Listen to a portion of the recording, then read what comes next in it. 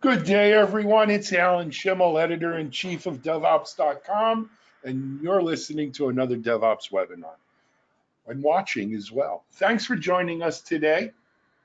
For those of you who have attended DevOps webinars in the past, you kind of know the drill.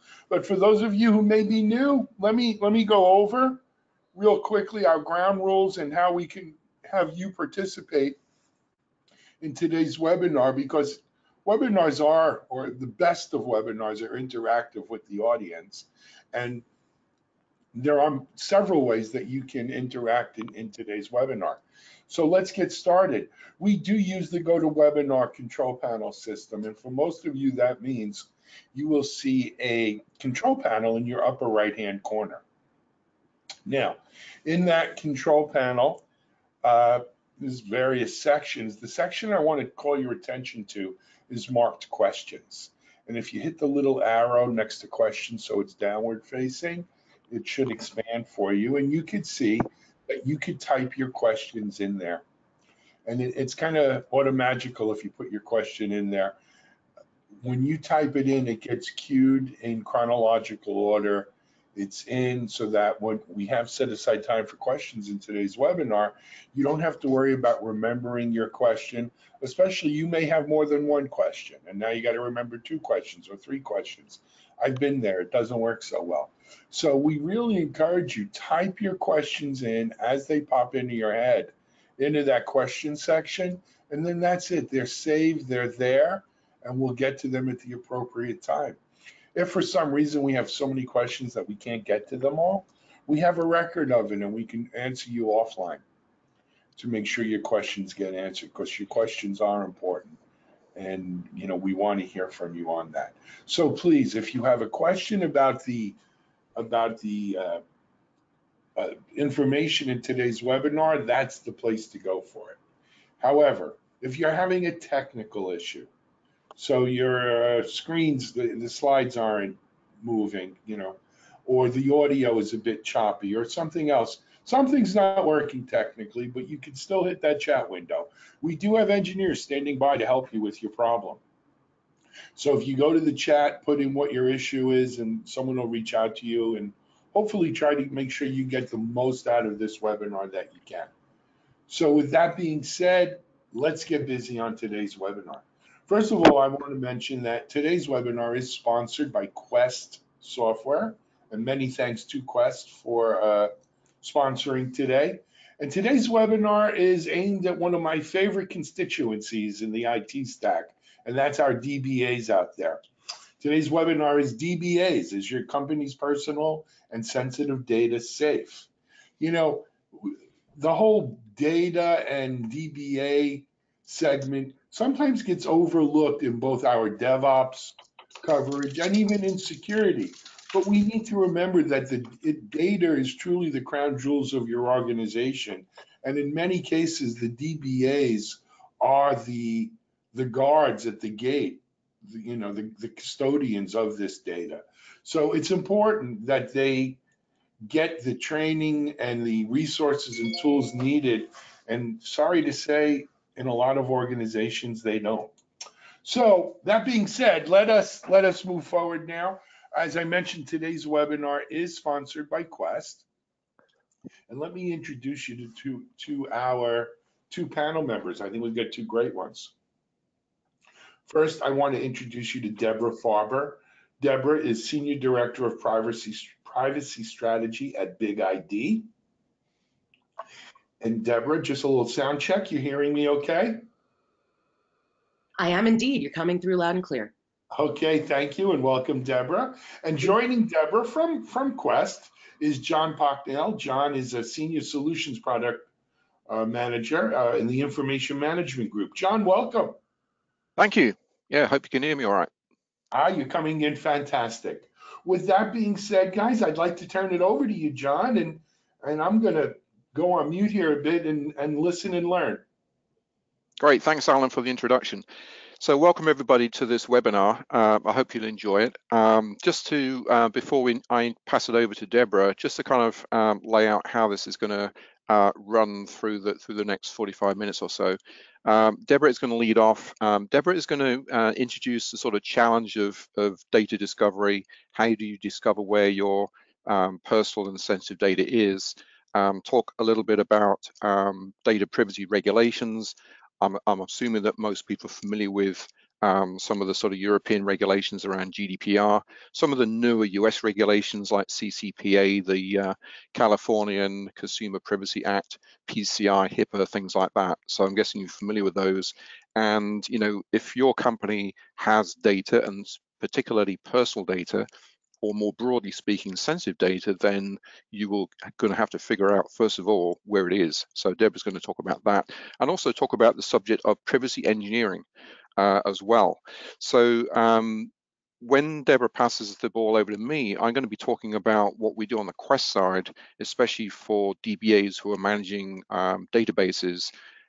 What problems does this present for a DBA? What the DBA is the person that's going to be the person that's going to have to figure out where this data is, and to all intents and purposes, help the company or protect the company from regulatory non-compliance, worst case scenario being hacked, either accidentally internally or externally. It's a big problem. There are big fines, of course, associated with this, but I think one of the bigger things is disruption to your company image.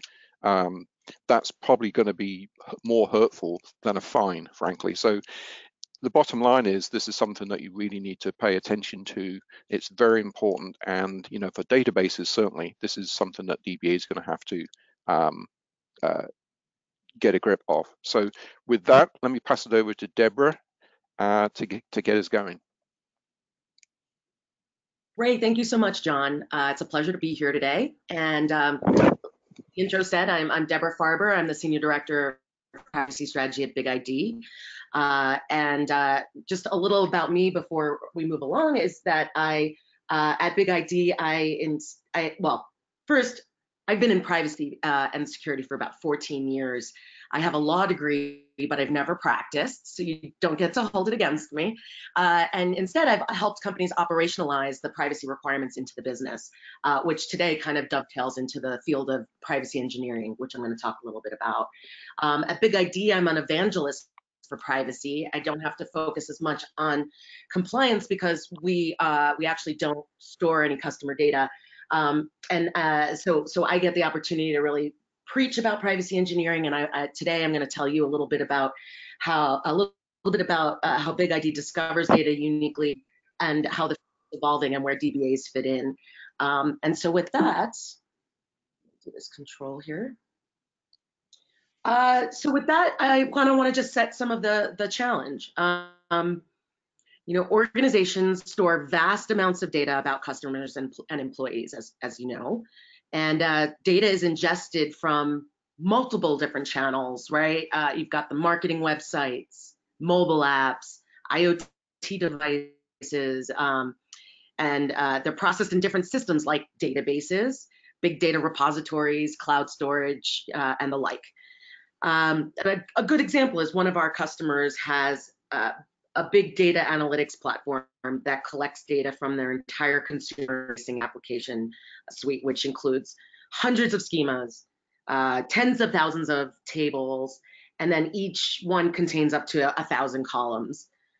So what I want to make clear is that no one person has a full picture about what data is stored, whose data it is, and where it is located.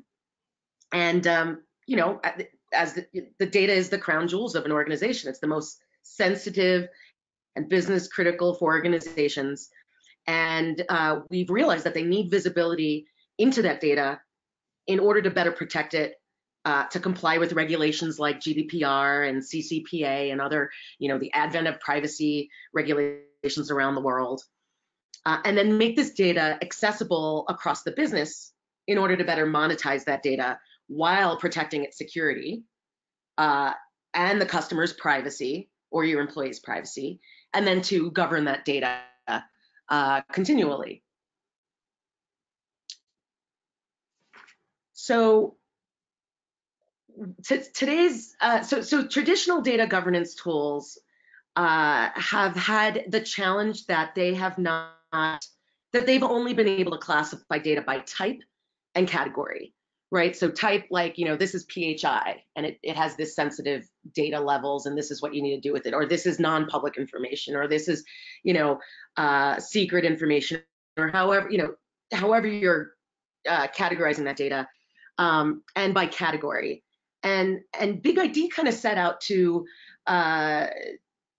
change the game in discovery in order to be able to correlate all of that personal data back to an identity first, which will then enable inventory and classification by person, residency, creation, similarity, level of access, etc. Right?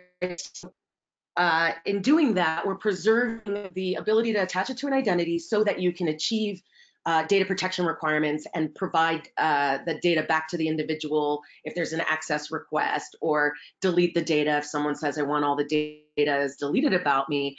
You can't do that unless you know where that data is. And there's a lot around compliance that if you don't know how data is actually flowing through your organization, that you're not able to do, and you're not able to make any changes to the process if you don't know where those risks actually lie. And so what we set out to do is to create that visibility, enable you to find all personal information, not just identifiable information. We do that by finding contextual data next to that's nearby the identifiable information.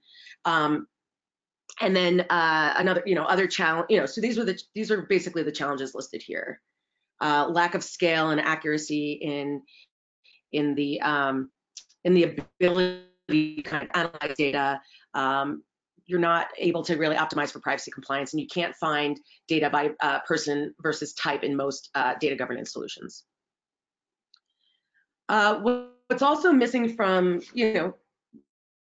legacy approaches is that, well, we already covered whose data is it, cannot detect PI. There's also too many false positives in traditional data governance tools. They're also, either business or data driven, not both. And you don't necessarily know how that data is being used, even though if you do know where it's being stored. So I'm just, not going to go too in depth here about our solution, but I just wanted to, give you some insight into how we do this. Big ID approaches this problem by using a machine learning based discovery capability.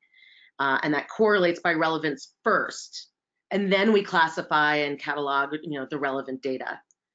We use our customer data to seed our machine learning model as a training data set, and then understand how an organization actually defines what an identity is. And that doesn't only have to be an individual. It could be a device ID. It could be, somehow if you identify what a household is, like CCPA requires protection of data that's not only personal information, but that's also connected to a household. These are things that that our machine learning model is able to do. And we find it's an agentless solution that is actually installed locally, so behind your firewall. And so the tool is just a read-only capability, and basically what we do is create an index similar to like a Google index, so to speak, and that points to where the data lives. We don't actually touch the data or in any way, we don't move it.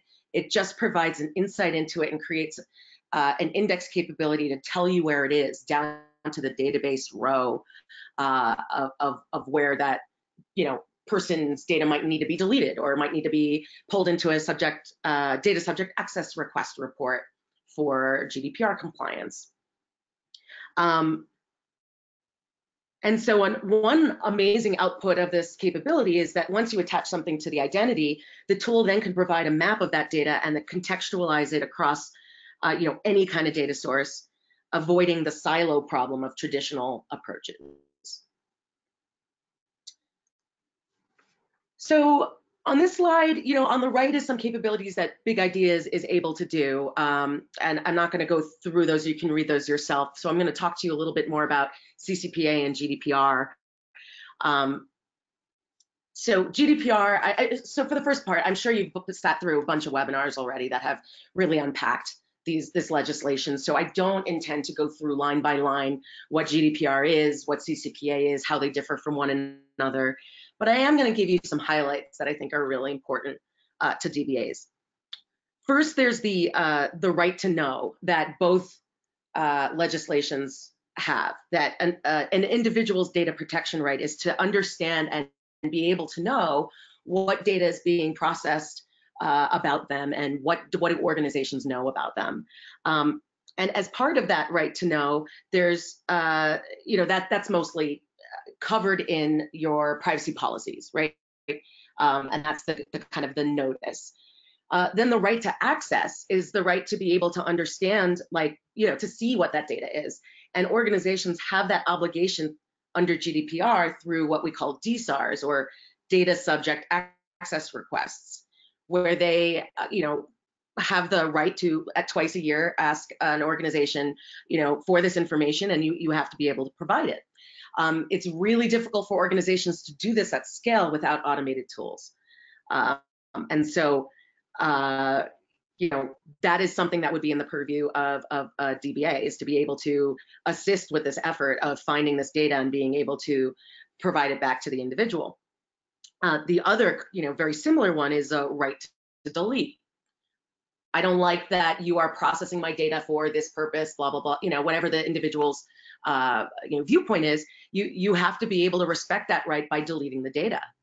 And it's not okay to just, delete the data where that's easiest for you to know where it is. You actually have to find all personal data in the organization. And a lot of enterprises are struggling with this because they're in like 180 countries, have completely distributed systems and siloed data, and siloed data, not distributed systems, siloed data. And it's really difficult at the enterprise level to look internally at where, like, Deborah Farber's data lives across an entire enterprise, which is where Big ID has kind of stepped into the market to provide some privacy-centric data insight. So you could consider us a data intelligence platform, data governance, and we also enable, because of all this intelligence about your data, we also enable privacy assurance. So, as you know, there's many privacy regulations still being discussed and coming about across the world. In the United States, for instance, we even have, the California Consumer Privacy Act was the first state privacy law, but we also have, other states following suit. Just going to throw my opinions out there. There's definitely talk about a federal privacy law. That would be wonderful. I'm for it. I don't know anyone who's not for it, but the devil is in the details. And I truly believe that we will not have a federal privacy law for several years. There's just so many aspects to it, from, who has the right, do you have a right to sue? Are you preempting other states from having more protective laws? That there's a lot of fights beyond the actual data protection itself that are going on, that I just don't think Congress is going to be able to, come together and be able to pass something anytime soon. So do look to the states for their requirements that are coming out. Don't wait for a federal privacy law. CCPA is here, and it's going to be in effect as of January 1st. So now I want to talk to you a little bit about, privacy engineering, because this is an area I'm super passionate about, and I'm doing a lot of thought leadership in the space. It's a newly defined subdiscipline of the privacy space.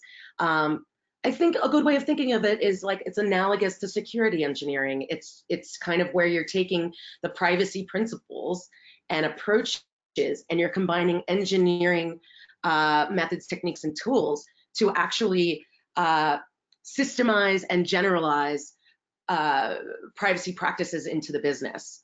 And so there are many definitions of privacy engineering because it is still a developing field.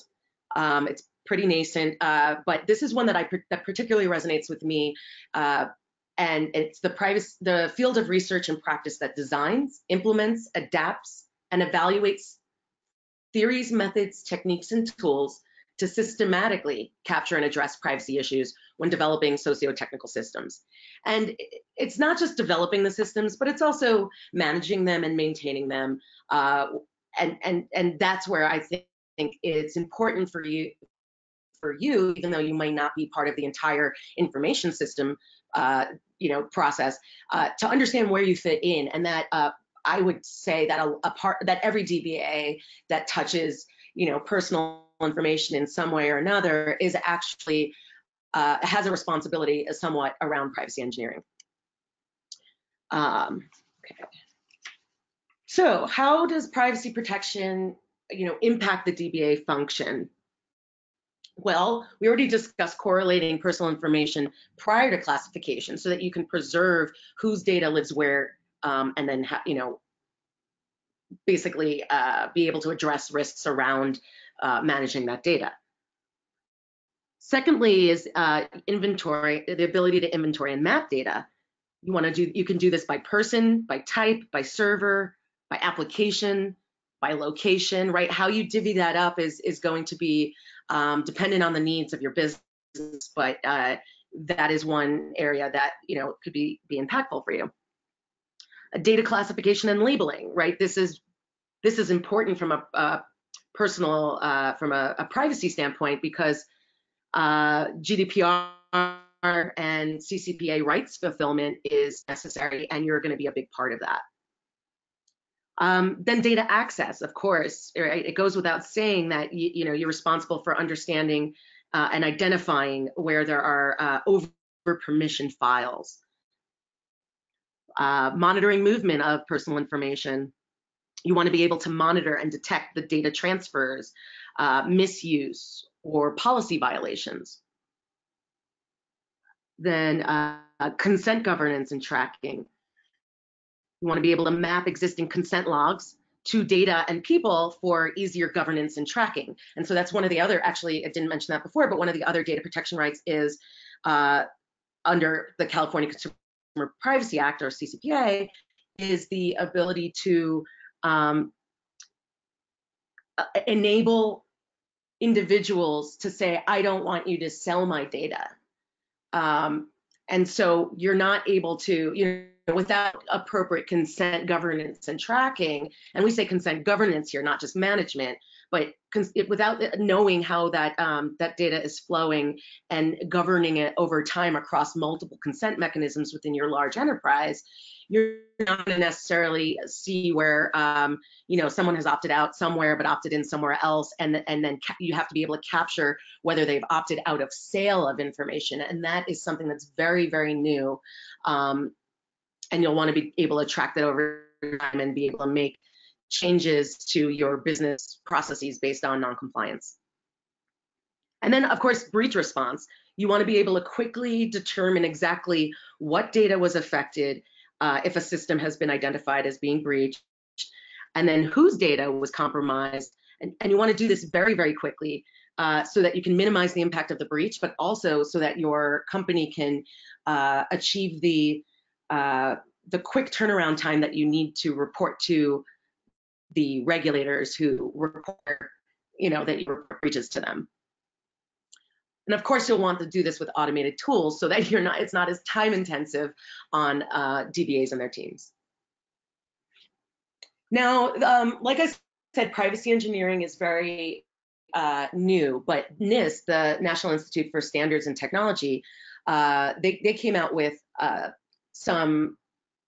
they have a privacy risk management framework that's currently in draft form, but they've also come out with some thought leadership in privacy engineering. And this is an example of their objectives: predictability, manageability, and dissociability.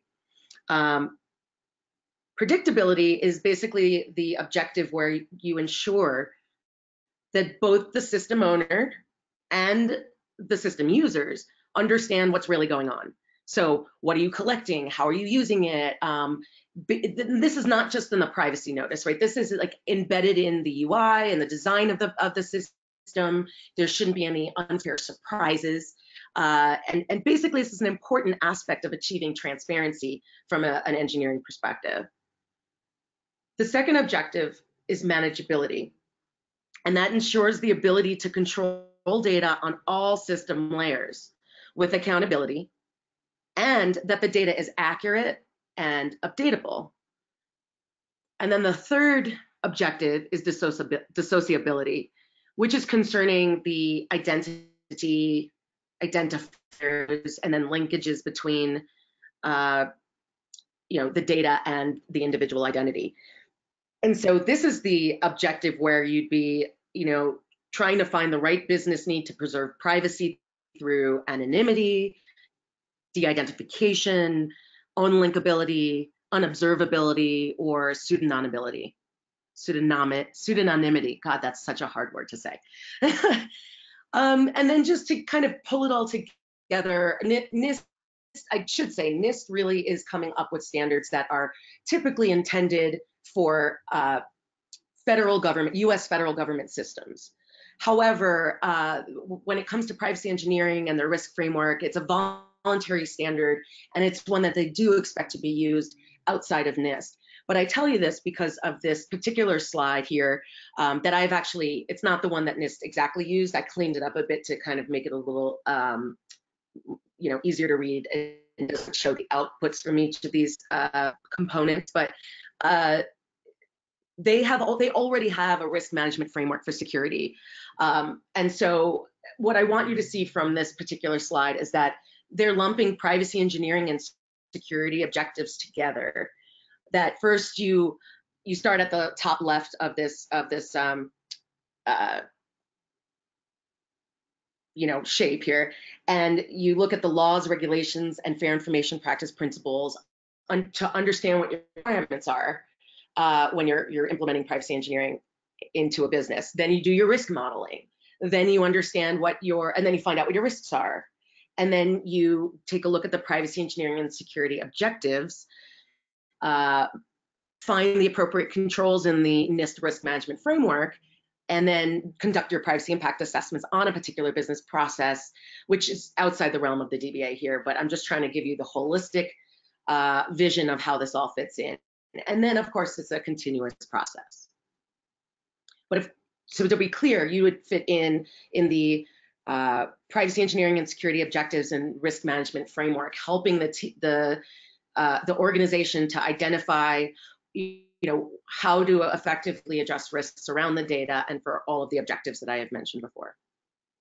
So putting privacy engineering into practice, we basically extended security tools to address privacy requirements.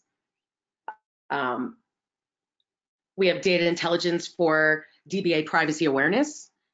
You could basically leverage tools to DBA tools, visibility into the schema, the tables and databases with personal information correlation to extend those policies and automate enforcement. You could tag tables to activate identity-aware policies. And then, of course, consolidate your security and privacy governance together. Inform access policies that are based on the data residency, consent, and sensitivity level, and of course, also policies. And then you're also able to enable the ability to query based on data subject, or an individual. The EU uses the word data subject to me, and we use the word individual here in the US. It's the same thing. And to also generate reports like data subject access requests, or just CCPA access requests to satisfy those legal requirements. And so the next steps for privacy engineering include privacy changes. Hold on a second. Give me 1 second here. Okay. Next steps for privacy engineering. So privacy is really changing the function of DBAs, right? You need the right tools in place, which will help you make the right privacy decisions. Privacy requirements reinforce the need for security, but also add the ability for a data stewardship function. And also, to be better data stewards, you need automated controls that leverage data intelligence, something like Big ID. And with that, I'm going to pass the baton over to John once I figure out how to quickly do that. So just bear with me. All right, John, I'm making you a presenter now. Great, thank you. And thank you everyone for having me. Feel free to ask me any questions about CCPA and GDPR in a DBA context at the end. Great, thanks very much, Deborah. So continuing that theme then of how do DBAs solve this problem of identification first of all, and then how to protect the data in the most appropriate way, begins really with, what do you consider to be personal data and sensitive data? There are some obvious definitions of what personal data is, certainly under GDPR there are, but sensitive data is a broader subject area, because when you have an opportunity to go about this exercise of data identification and classification, consider the need not only to protect data that is personal to an individual under GDPR and other regulations, but also take a broader view as well. While I'm protecting this data, what about other data that maybe financial data, maybe HR data, maybe other data that doesn't necessarily fall under some of the established regulations, but nonetheless you feel like you need to protect it. So that's kind of where I'm coming from as a sort of a lead in to this. Now, when we sort of look at the problem here, you've no doubt seen in the press and on TV, lots of examples of data breaches. And this is one place you can go look just to see how big a problem this is. This actually goes back to 2014, I think it is. And you can see basically all of these different companies have all had data breaches, name and shame. And the numbers underneath actually are the number of individuals that were involved in a breach. So this could be, this is basically individuals who have had their personal data accessed by somebody that, they didn't give access rights to. So it's a huge problem. And, big companies, big well-known companies like Yahoo and Twitter and Marriott Hotels. So just some other background as well. Deborah already mentioned some of the regulations, the new California regulations that are coming into force next year. HIPAA, which is well established, PCI, GDPR, which came into force last May. But in terms of setting up a task force, it turns out that there's only less than half of US companies have actually set up a task force to really sort of get to grip with this problem. Only 18% of Fortune 500 companies have actually appointed a data protection officer. Now, data protection officer is actually a requirement of GDPR. It's not a requirement of any other regulations, but having somebody in that role, and I'll talk a bit about what this role entails, is really important because it provides a level of sort of independence. So there's no bias, there's no favors. You have an independent expert that can provide advice to the company to protect that company's interests, to protect their reputation. Like I said, I think reputational damage could be more significant than a fine, depending upon how often there is a non-compliance.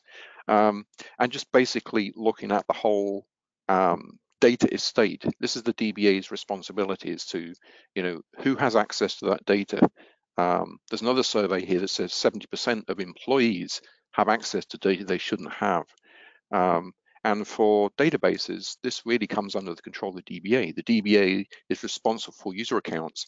So why are employees have, access rights that give them access to data they shouldn't have? So perhaps you need a review of, data security and user access rights. It's estimated that the US and the EU will require 28,000 data protection officers in order to cover themselves. And really, DBAs have the right skills. I mean, the DBA manages the databases, they manage the data, they understand where the data is, they understand how the data is being backed up. If it's been replicated, they have DR policies in place. So they know where all this data is, and they can really make a difference in how successful a company can be. So when we look at some of the roles here, if you look at the top of the tree, first of all, the sort of the CX level, I've indicated a couple here, but there are some other ones as well that could come into play here. Chief Compliance Officer, Chief Operations Officer, Chief Risk Officer, CTO and CIO are mentioned here. And these people are ultimately responsible for implementing company strategy, which includes the implementation of the right data security policies. So that's really where the buck stops. Under GDPR, like I mentioned, you need to have a data protection officer. This person acts as an independent overseer of the corporate data protection strategy. And so that person can be used as an expert, if you like, for the DBA or the data controller to make sure that their compliance with GDPR or whatever the regulations are that you need to comply with. On the subject of GDPR, and I'm sure you probably know this, GDPR is not confined to companies that are based within the European Union. This is a global world now. You've got global companies. And so any data, personal data that is being accessed and used by companies that are outside the European Union are still subject to GDPR, as you saw in those data breaches earlier. So a data controller is the person that is required to determine the purpose and the means of processing personal data. And I think that for many companies, where there are lots of different databases, this person is probably going to be a DBA because that person manages the databases and they understand, where most of the data is. Let's say the initial exercise is going to really be a discovery exercise to perform an inventory of where this data is even before you decide what you need to do to protect it. So the DBA is going to be also required to identify personal data or sensitive data in all their systems and make sure that they implement necessary protection measures. And it may well be that during the inventory, you might actually decide to implement some policies around, data storage. For example, how much data are you actually holding on to? Do you have live data that goes back 5-10 years? Why? You need to archive this. So it may require a reassessment of your data archival policies to make sure that you're minimizing the potential impact that a data breach could have by reducing the amount of live data that somebody could access. Also, don't forget non-production databases. People kind of attempted to think that if you protect your production mainline systems, you're covered. Well, hackers know that. They're not silly. They know that production systems are probably going to be fairly highly protected. So let's go and hack a non-production system. Non-production systems still contain personal data. Test databases, development databases even have data, much of which could be personal data. So when you think about data protection, don't just think about your production systems, think about your non-production systems. So from a DBA standpoint, what is the problem we need to solve?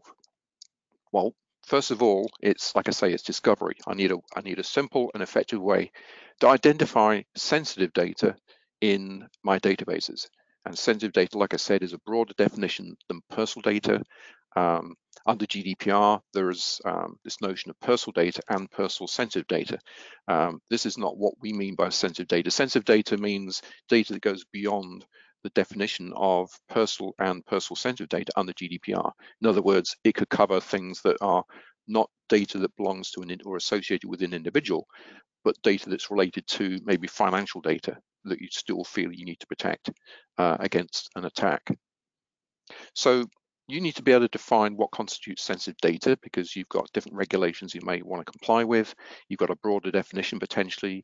And so you need some system that allows you to define what sensitive data means to your company, not some generic definition.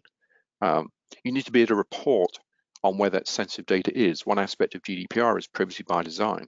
So you've got to build in a system whereby you have regular checks on where that data is. You can check to see if something changes and you can report on that change. Because if you're audited, that's the sort of information you're going to have to show an auditor in order to demonstrate that you are controlling your sensitive data in your company and your personal data. Having discovered where your data is and done an inventory, put other measures in place, like I mentioned before, archival, things like that, to reduce the footprint of data that could be accessed, is then to be able to apply the appropriate protection measures depending upon the type of data it is. There isn't a one size fits all. From an Oracle database standpoint, I can tell you that even though Oracle has some really, really good audit controls, unless you understand what it is you want to audit, if you turn Oracle auditing on across the entire database, you're going to get a massive performance hit. And the reason that is because you've got thousands of tables with millions of rows of data, and now you've got audit controls on everything because you don't know what you need to protect. So being able to discover the data that you need to protect allows you to have a much more proportionate way of applying audit controls if that's what you need to do. It may well be that you just simply want to encrypt data, but you need to figure out which data I need to encrypt. And again, that's something as well, because encryption is fine in a production situation, but if you, as we are seeing more often these days, if you need to provide production data to a non-production environment like a test database, then clearly you need to think about how you're going to apply the appropriate protection measures to that test database. Bearing in mind, a testing environment requires to have actual data. So encryption's no good. If you're testing the function of a program, then that program needs to have access to actual meaningful data. It doesn't need to be exposed to the full data. What you can do is mask the data. So there are situations where masking actually makes more sense than encryption. It may well be that data redaction is appropriate. So that's what I mean by appropriate protection. So there isn't a one size fits all. You apply the necessary measures depending upon the type of data and where that data is. Is it in production? Is it non-production? And the other thing as well, as Deborah alluded to, is this is a massive operation, and it's not a case of, well, I've protected all my data, I can wash my hands of it, I'm done, because data changes, as we all know. There's always new data being added, there's always data being changed. So what you need is you need to be able to repeat all of this on a cycle, every day, every week, whatever it is. And that's where automation comes in. If you can automate a lot of this and flag up where there are changes so that the DBA is aware of what changed compared to the last time they looked at it, then there won't be any hidden surprises, and they can make sure that they remain protected. So let me introduce you to a solution that we have in Quest Software, which is actually brand new, and it's part of our TOFA Oracle family. TOFA Oracle is a desktop application that works against a number of different databases: Oracle, SQL Server, DB2, and so forth. And it provides capabilities for both developers and DBAs, database developers and DBAs. This is the TOFA Oracle. The Oracle version has been around the longest. It's been around since the last 20 years. It's a very mature product. It's very popular amongst people who develop applications in Oracle and manage Oracle databases. So, and this is a big problem for certainly Oracle DBAs, but also DBAs across other database platform types as well. And so this is kind of our first foray, I guess, into the world of sensitive and personal data. And so what we've built is a couple of capabilities. This is one of them. This one is aimed at developers. So think about what I said before about privacy by design. And by design, I mean right at the beginning of the process, right when the design of the database is being thought about, and you're thinking about your tables and thinking about how you name your table columns. Thinking about your code, if you have procedural code in the database, how is that procedural code accessing data that could be personal data? And a lot of times there's absolutely no consideration given to that. It's quite open, and it's a massive problem. So what you need is some way for developers to be able to identify sensitive data as it's been defined by your company and highlight any time it's being used when they write code or modify code or make changes to tables and table columns. Just flag it up, tell me where it is. Having identified it, then they could tell the DBA that, okay, there's some issues here that have been flagged up with some sensitive data, or if the developer has necessary permissions, they could actually go ahead and implement a change on the fly.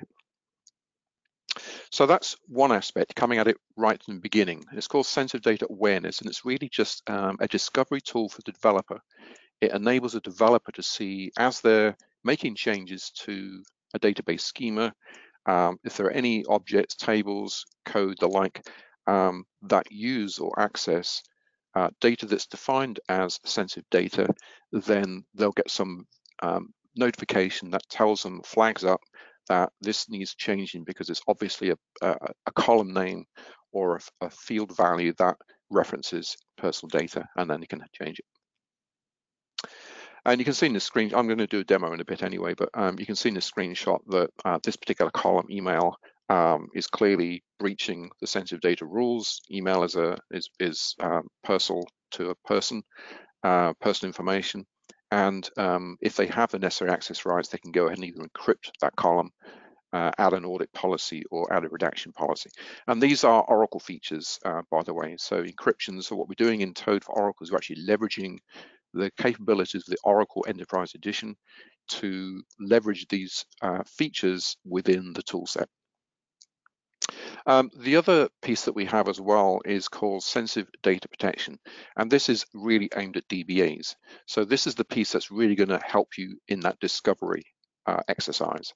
It enables a search of potentially sensitive data based on these predefined rules of all of your databases. So you select a database and it will scan all of those schemas in that database, and based on the rules that you define, will come back with a report that shows you where you've got exposures that need fixing. It gives you a match, so it tells you how successful that match was. It also allows you to poll the data, so it's not just looking at the metadata, because you can't rely just on table names and column names. If you've got an Oracle database that's supporting JD Edwards, for example, or Oracle E-Business Suite, the table names and column names are meaningless. So the metadata is not going to help you. You have to actually look at the underlying data. So we have a data polling capability, which actually looks at the underlying data, makes a determination based on the actual data. So once you've got your search results, you can export this as a file into various formats. Again, like I said, you may need to present this as evidence that you are managing your data discovery and your data protection. So it's going to identify where this data exists based on column names and content. And you can also include this capability in a number of other places as well. As a DBA, for example, as a database health check, and you can also automate the whole search and discovery process. Right, so with that, I'm going to just do a quick demo, pull my Toad desktop application across here, and hopefully you'll see that. So I'll just go show you a couple of things first of all. So let's imagine that I'm a database developer. I've got some code here, which I'm using in the Toad's editor here, and I've began adding some other information in there. I've defined a data type called email, and then I'm going to select that into this variable, set the column name into that defined variable. As soon as I type in email into here, you'll see that I've got a little sort of orange squiggly line that's appeared underneath it. If I move the mouse over it, it's flagged that up as matching one of my sensitive data rules called email. There are no, if you look further down, there are no audit policies defined on this column. This column data is not encrypted, and there's no redaction policy. It's completely exposed. So by adding that email in there, I'm potentially causing a weakness.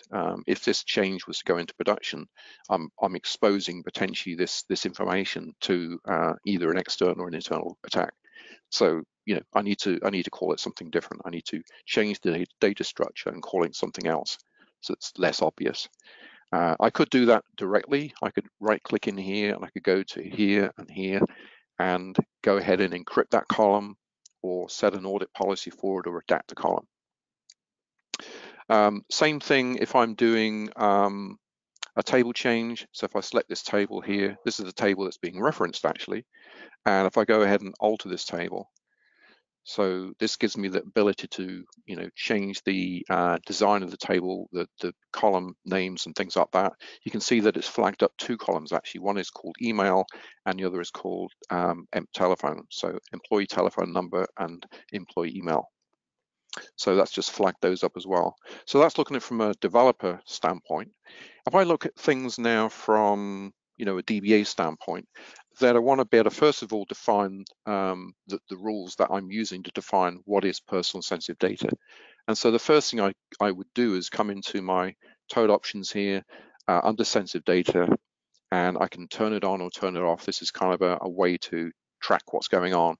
And then in terms of the search execution, I've got some control over how many data records I sample. It's by default 50,000 rows. And I can set the number of threads. That depends upon obviously the specification of your desktop machine as to how many threads, but Toad is a multi-threaded application. If you use more threads, then it's going to perform faster, provided you've got enough performance capability. Some search filters. So for example, ignore columns that are already encrypted. I don't need to know about those, and that type of thing. And then I have search rules. Search rules enable me to look at the rules that are here, to select the ones that I want to use, select a rule that is close to what I want and clone it and then modify it. So you've got the ability to customize rules and create your own rules. Embedded inside the rules are regular expressions, as you can see here. If I select one, you can see that the expression that's represented. So it's fairly easy to use. It's very easy to go through this, and if you're in a country, other than, the UK or the US, and you've got, you're in Germany and you want German-specific values, then you can do that as well. So having said all that, then I can go ahead and implement a scan. So I go to Report, Center Data Protection Search, and set up the schema that I want to work on. I can select all of them, but just in the interest of time, I can select this one because it's fairly small. Here again are all the rules that I want to use. I'm just going to go ahead and leave them as they are. I have all of my options I had before. I'll just go ahead and accept the defaults, let that run. It'll just take a few seconds. And then momentarily it will come back with a report which shows me all of the tables and columns where sensitive data, according to the way that I defined it, has been identified in this particular database schema. What I'll be able to do then is to save this off. So I can save this report either in HTML or JSON or XML. If I save it in XML, you'll get something like this.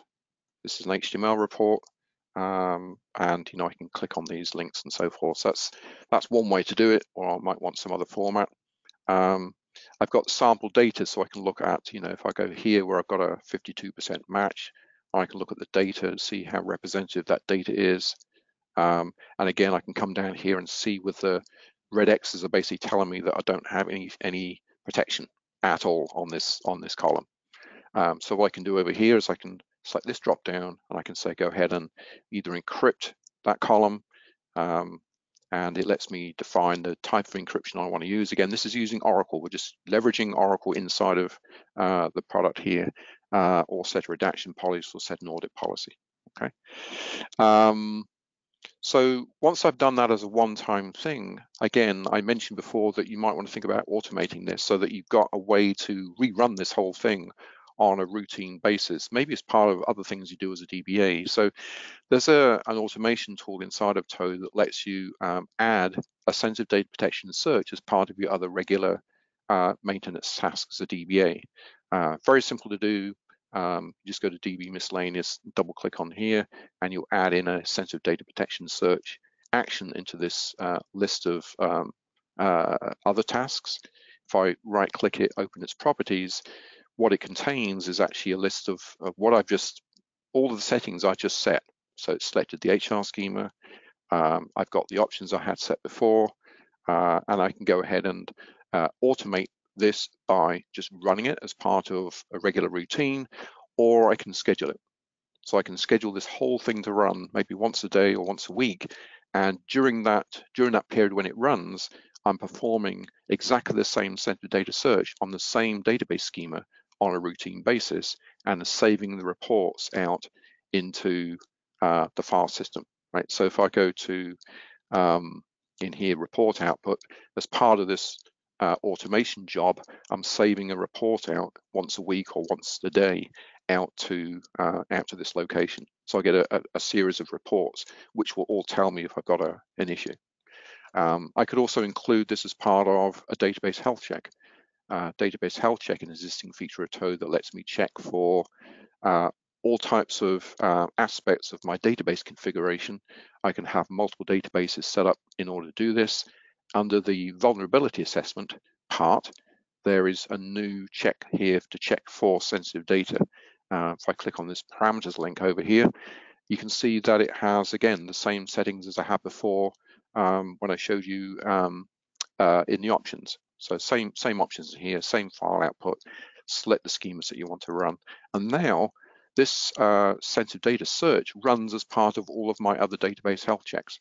So that might be another way to include.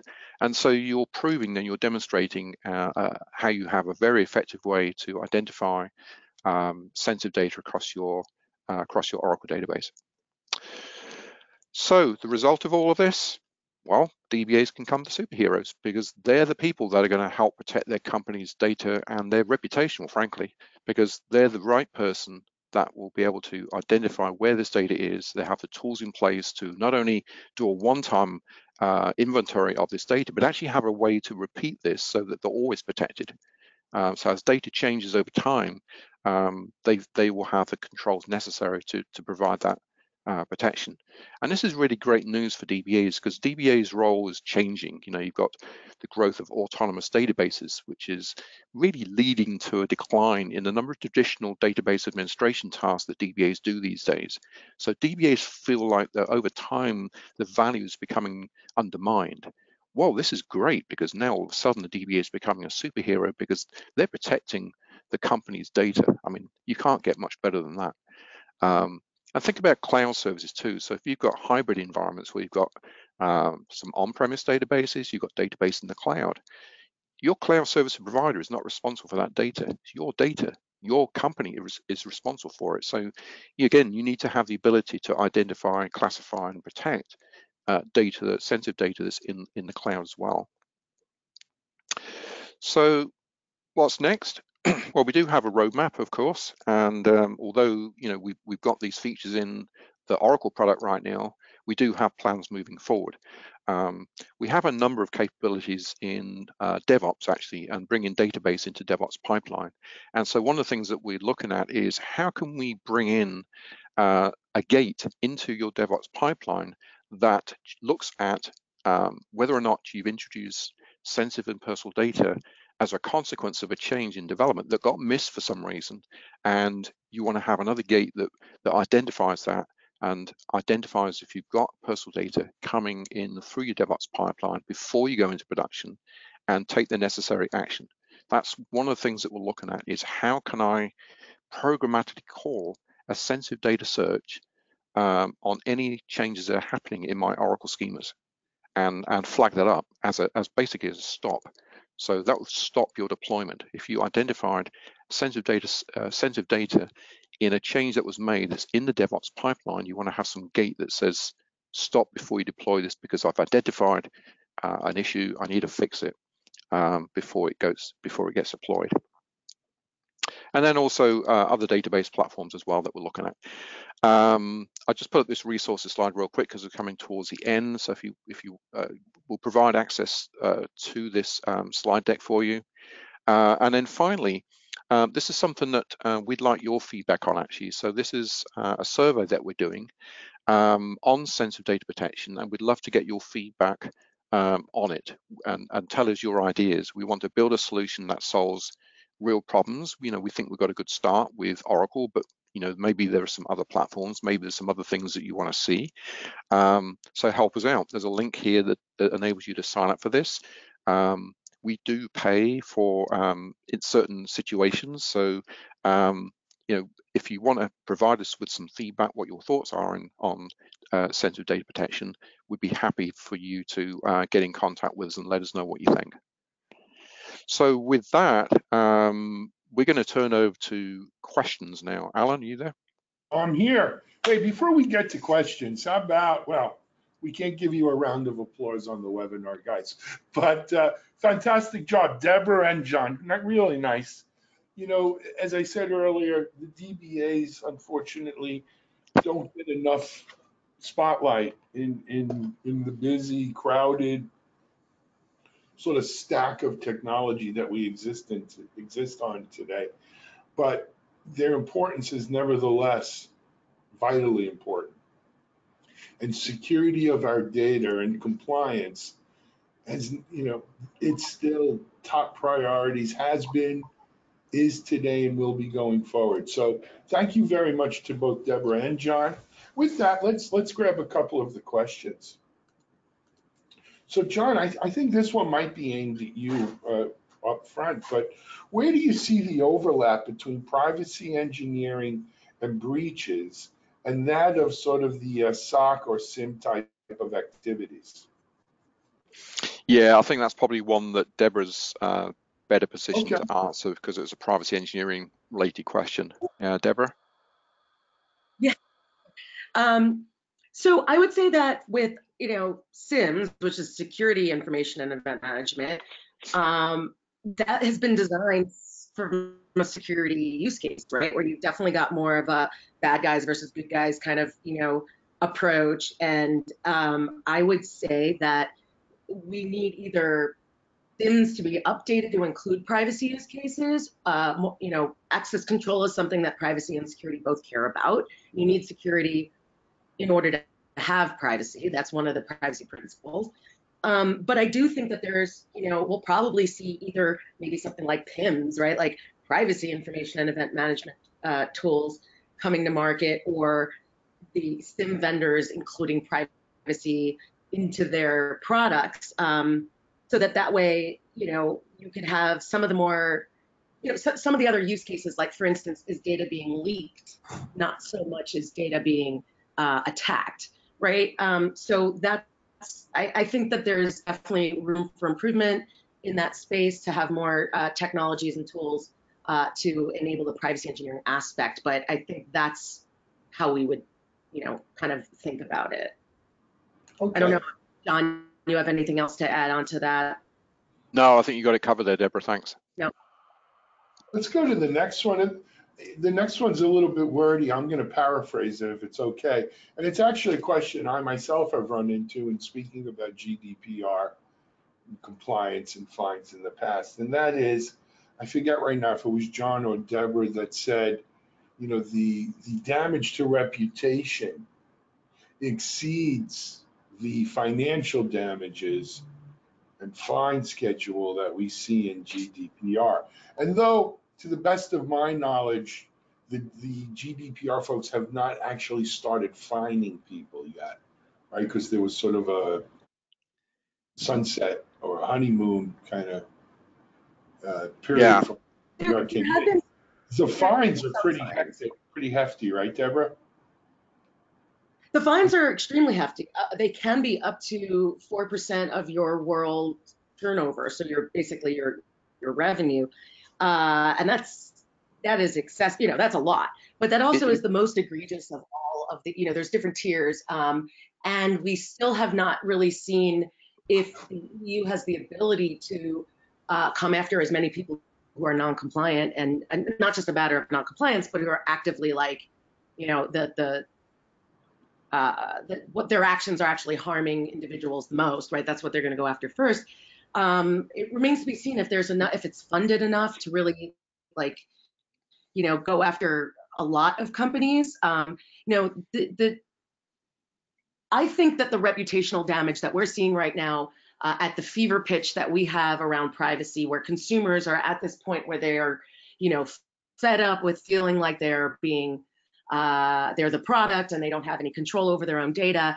I think that at least in the United States right now, is having a really large effect on how organizations are deciding to increase their privacy teams and invest more in not just compliance, but getting their transparency and their arms more around what they need to do to make people trust them. You want to build trustworthy products and services.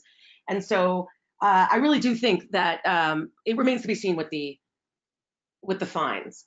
Fines are a driver for sure. I mean, you want to not be fined, but compliance isn't enough. I think that's where we're getting.